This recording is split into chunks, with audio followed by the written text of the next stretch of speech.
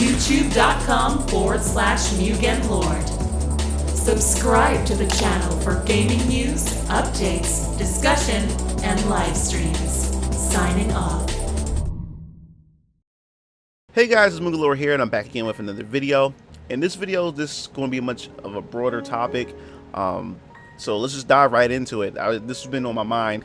I want to talk about next-gen consoles because the next generation of consoles are definitely right around the corner, and it amazes me how this generation had came and went. I remember when the PS4 and the Xbox One was announced, and how everybody was pretty much looking forward to next-gen technology and how we wanted to experience our games. Rather, it's going to be in better frame rate, or I guess you could say higher resolutions and everything. And this generation, as far as I guess you could say capabilities and the power of these consoles, wasn't really that much of a big leap compared to how it was from the PS1 and the Nintendo 64 to the to the PS2, the Dreamcast, and the GameCube, and the original Xbox.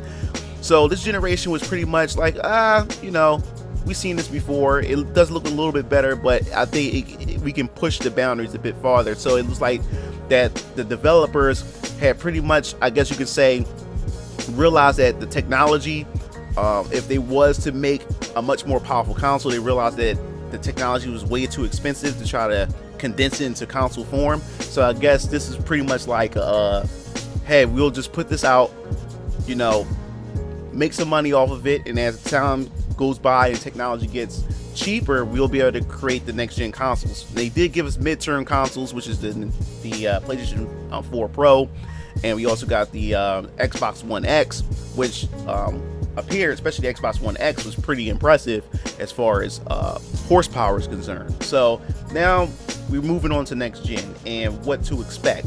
Now we can pretty much expect or assume that we'll be heading into next generation of consoles either next year, which is 2020, or 2021. But I think we can safely assume that we may get next generation consoles in 2020. We got E3 around the corner, and I'm just assuming that especially Sony may show off their next gen hardware this year at, I guess you could say, the Sony Experience that they normally hold almost every year. So I'm looking forward to see if that's the case, because they did not show up at E3 2019, and many people was pretty much bummed out and wondering why they wouldn't do that. But I think they were pretty much holding their big guns into their own conference, which is Sony Experience. So I'm really looking forward to see what they have. Now, there has been dev kits, there has been rumors about the specs and the direction that they're going with both consoles, with the Xbox console and also the PS5 console. But I guess we can just dive into what we've heard so far and what's been announced and made publicly known with the Xbox, the next Xbox console. Now, from what we've known so far from Phil Spencer himself, they want to focus on, I guess you could say, frame rate more than anything than actual, I guess you could say, resolution, or trying to go into that high-end resolution aspect. To me, I think that's a good idea. When it comes to how games look, like when they talk about 4K and talking about 8K, it really doesn't, I don't know, it really doesn't matter to me. If the game looks good in 1080p, that's fine with me. If it looks pleasing and looks good on the eyes, that's fine with me. I have a 4K television, and yes, the games look impressive, but we get into a point where technology, where visuals and the art style and the graphics, once they get so impressive, your eyes begin to get used to it. Now, when it comes to frame rate, I want my games to run a whole lot smoother than it dips from 60 frames, then it dips to 30 frames or whatever like that. I do want a smoother experience when it comes to my games, because when a game runs smooth and it runs smooth and it looks smooth, it makes the game look even better no matter what resolution that it's in my opinion. I mean, we all may have different opinions, but I think in my opinion, I would like for a much smoother gaming experience. So I think, in my opinion, what Microsoft is trying to do by focusing more on the frame rate, I think that's the way to go. And not only that, Microsoft had also acquired Ninja Theory and a few other companies as well, put under their belt. And I've been saying this for a very long time. Every time that we get a conference from Microsoft when it comes to E3 or whatever announcement that they have. There's a lot of, especially Xbox fans get upset because they don't really announce anything that's really strong, or then you have the Sony fanboys that pretty much laugh at the Microsoft fanboys that their console of choice is not really pushing out any exclusives and stuff. But I already said in my opinion that the Xbox One was dead on arrival, especially when they announced that the Kinect was going to be bundled in with the Xbox One, and that didn't work out the way they wanted to. And then after that, we had a lot of I guess you say controversy when it came to Dan Matrick, when he was talking about if you want to play your games online without being online 24/7, there is the Xbox 360. So there was a lot of issues with that. So Xbox One really got off on the wrong foot, and they haven't been able to recover in that sense. And a lot of people moved over to Sony. Sony capitalized on it. So I believe with this next generation, Microsoft got their head screwed on straight as far as what they're going to do with their console and what they're going to do as far as games are concerned. Because I really think that they're holding back a lot of their releases and a lot of their major titles over to the next console. That's why I believe that they haven't really announced anything big and major, except for we on Gears of War 5 now on the Xbox One. So they haven't really announced anything major on the Xbox One because they're saving their big guns for the next generation console, and I'm looking forward to see what they have, especially at launch. If Xbox have a great launch, definitely Xbox will be the console choice that I'll pick up, because this generation I really slacked off on getting, because normally I get all three competitors, Nintendo, Sony, and Microsoft.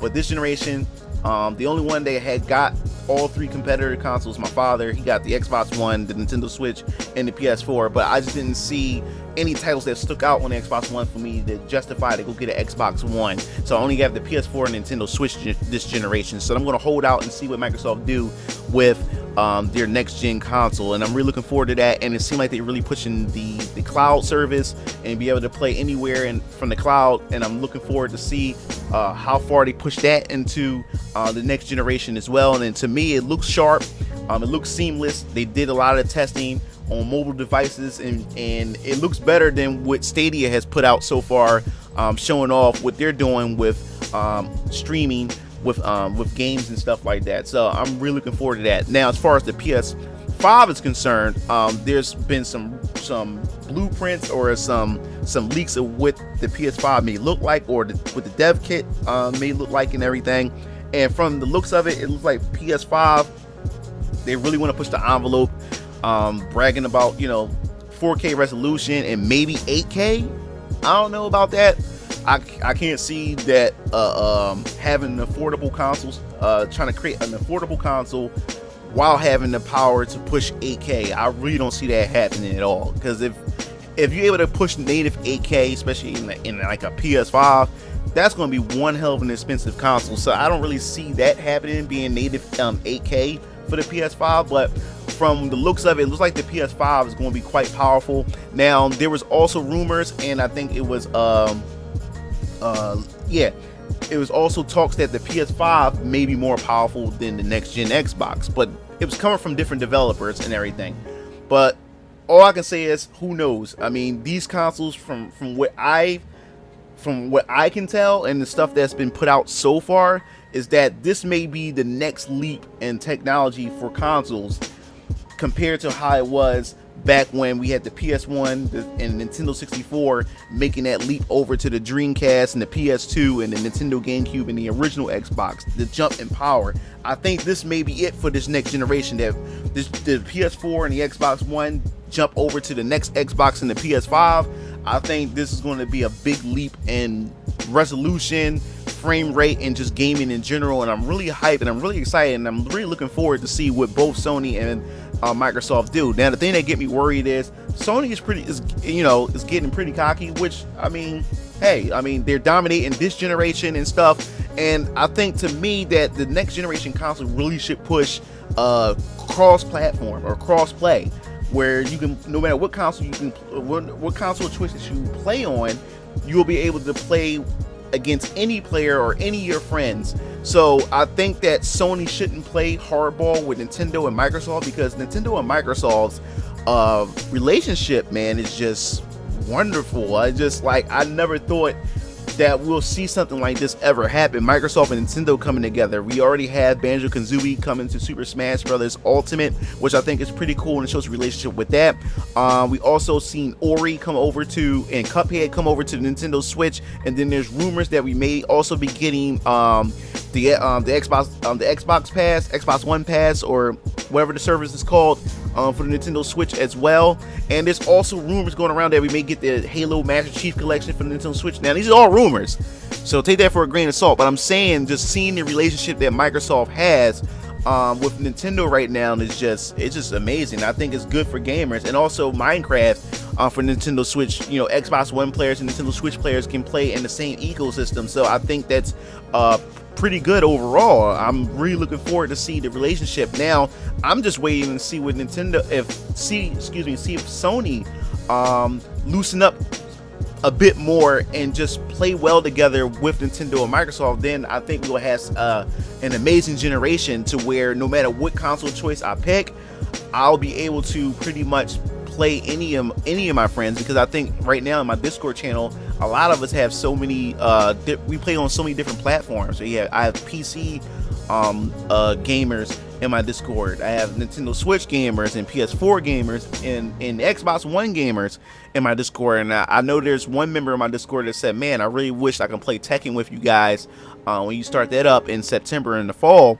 And he said, but the thing is, I have an Xbox One, so I'm missing out on it and stuff. So for us to be able to play games together on the Xbox and the Sony platform, and also with the Nintendo Switch, I think that'd be awesome. And then speaking of Nintendo Switch, we still been hearing rumors about Nintendo Switch Pro, and who knows if that will ever come to surface and that ever be a thing. We just have to wait, because Nintendo Switch Lite is something that they're focusing on, but Nintendo would definitely have to do something to be able to keep up, especially if these consoles are looking to be much more powerful, and trying to downscale for the publishers and developers to try to downscale their games and try to put it and squeeze it on Nintendo Switch. I think it'd be not worth the hassle at all. So I think that Nintendo would definitely have to come up with a solution in order to be able to keep up with its competition, and to be able to get some of these games ported over from the PS5 and the next Xbox console, and to be able to port it over to their next gen, or to port it over to a much more powerful Nintendo Switch. So I'm waiting to see what Nintendo have in store for us as far as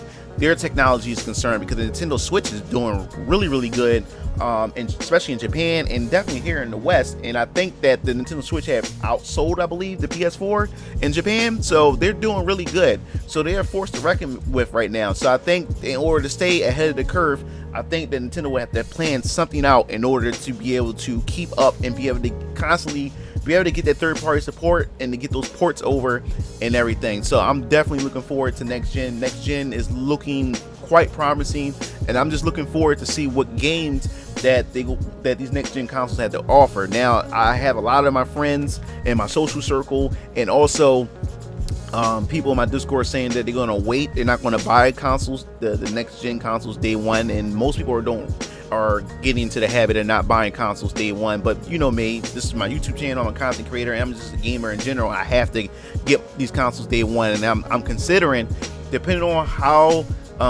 what we see from both Sony and Microsoft, I may end up reserving both the next Xbox and the PS5 together. So I already got money already set aside for these consoles. I'm already looking forward to it. So I don't know, man, we just want to just wait and see. But that pretty much wraps up this video. This is just pretty much my thought and what I think of next gen and what I'm looking forward to. I definitely want to hear your thoughts. Are you looking forward to next gen, and what do you expect to come out of next generation as far as graphics, as far as frame rate, and what possible games, and maybe VR may be pushed even more for next gen? I definitely want to hear your thoughts in the comment sections below about that. And if you do decide to pick a next gen console, what would that console be? Will it be Microsoft, or will it be Sony? So this will definitely be interesting. I definitely want to hear your thoughts on this. So don't forget to hit the subscribe button if you want to pretty much stay up to date and everything with my YouTube channel, and hit the notification bell if you definitely serious about, you know, being involved and interacting with my channel and in my content. So this is MugenLord signing off. See you game fiends later. Peace out.